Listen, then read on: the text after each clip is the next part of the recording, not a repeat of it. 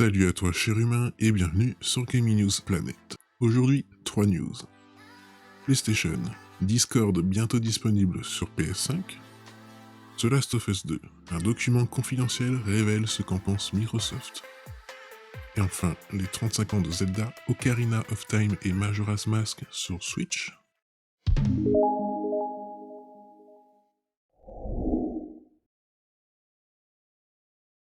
On se retrouve sur jeuxvideo.com. Depuis quelques semaines maintenant, la marque PlayStation se positionne là où on attend le moins. Après le rachat de l'Evo, Evolution Championship Series, par Sony donc, le constructeur japonais réalise un tout nouveau partenariat avec le géant de la communication, Discord. C'est Jim Ryan, le président de Sony Interactive Entertainment, en personne, qui dévoile la grande nouvelle sur le site officiel du groupe. PlayStation et Discord viennent tout juste de s'associer. L'objectif est bien évidemment de permettre au logiciel de messagerie instantanée d'être directement disponible sur les consoles PlayStation pour faciliter la communication entre les joueurs.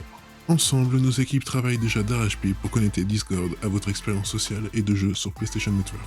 Notre objectif est de rapprocher les expériences Discord et PlayStation sur console et mobile à partir du début de l'année prochaine, permettant aux amis, aux groupes et aux communautés de sortir, de s'amuser et de communiquer plus facilement tout en jouant à des jeux ensemble. C'est donc après une longue discussion avec Jason Citron et Stan Wisniewski, les cofondateurs de Discord, que Sony a décidé de réaliser un investissement minoritaire dans Discord pour aider à importer l'application sur les consoles PlayStation, ainsi que sur le PlayStation Network mobile à partir du début de l'année 2022. C'est toujours un privilège de travailler avec d'excellents partenaires pour offrir de nouvelles expériences à nos fans, et nous aurons plus à partager dans les mois à venir. On se retrouve sur Jeux Vidéo Live, The Last of Us 2, un document confidentiel révèle ce qu'en pense Microsoft. Dans un document rendu public par la justice américaine, on peut lire la review des équipes de Xbox sur l'un des plus gros succès de la PS4, The Last of Us 2. Alors que le procès entre Epic, éditeur de Fortnite, et Apple, développeur d'iOS, est en cours aux USA pour une affaire de commission, un document présumé confidentiel a été révélé par la cour. À l'image de la presse, les entreprises du jeu vidéo font souvent des reviews internes de jeux de la concurrence. En général, ces tests ne sont diffusés qu'aux équipes afin de proposer des pistes pour leur propre catalogue. Des petits secrets qui ne sont jamais rendus publics, pour la simple et bonne raison qu'ils sont très critiques ou qu'ils encensent la maison d'en face. Dans les deux cas, une fuite pourrait prendre des proportions dangereuses pour l'image de la société. Les membres de l'équipe Xbox Portfolio ont donc écrit un test sur l'exclusivité PlayStation, The Last of Us 2. Et le moins que l'on puisse dire, c'est que les employés de Microsoft ont particulièrement apprécié ce jeu, eux aussi. Sauf sur un point, le combat. Naughty Dog ne semble toujours pas pouvoir faire de bons combats au pistolet dans aucun de ses jeux, et ce n'est pas une exception sur celui-ci. Heureusement pour eux, cela correspond à la vision du jeu, qui pousse le joueur à utiliser la furtivité d'abord. Entre autres critiques, les testeurs notent le système de changement d'armes compliqué, mais félicitent les dialogues et le doublage, avant de conclure en précisant que toutes les équipes n'ont pas le talent ou l'argent pour produire un jeu comme celui-ci.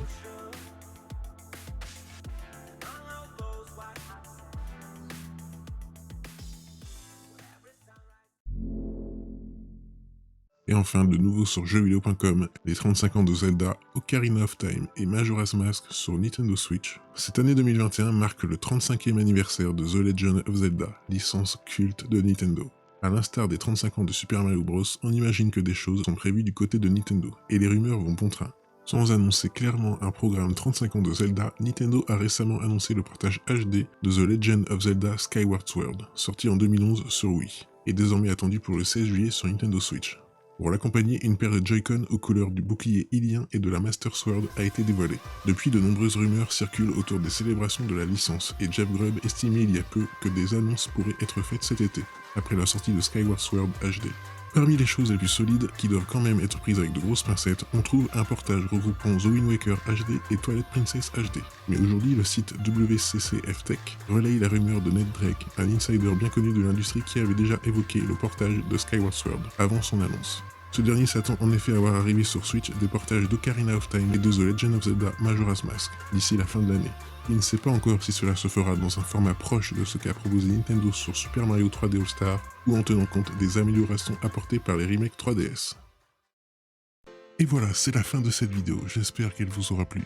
Si c'est le cas, n'oublie pas de mettre un like, de t'abonner, d'activer la petite cloche et de me suivre sur Twitter. Et moi je te dis à la prochaine, cher humain.